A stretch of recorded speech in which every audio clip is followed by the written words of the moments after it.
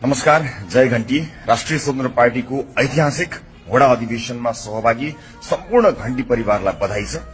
वडा अधिवेशनबाट तपाईले नेता मात्र चुन्ने होइन, देश बनाउने अभियानको पहिलो बलियो इँटा पनि राख्दै हुनुहुन्छ। दरिलो वडाले बलियो पालिका बनाउँछ। पालिका बलियो हुँदा निर्वाचन क्षेत्र मजबुत हुन्छ र प्रत्येक मजबुत निर्वाचन क्षेत्रले शक्तिशाली केन्द्र बनाउँछ। शक्तिशाली राष्ट्रिय स्वतन्त्र पार्टीले यो देश बनाउँछ। मलाई विश्वास छ अधिवेशनले नेतृत्व चयन मात्र गर्ने छैन, रासोपाका हरेक सदस्यलाई थप जिम्मेवार बनाउनेछ।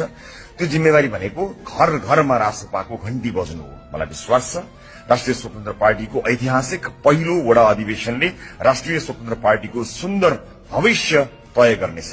त्यसैले अधिवेशनलाई उदाहरणीय बनाउन रासोपा परिवारलाई आग्रह गर्दै सफलताको शुभकामना व्यक्त गर्न चाहन्छु। जय घण्टी।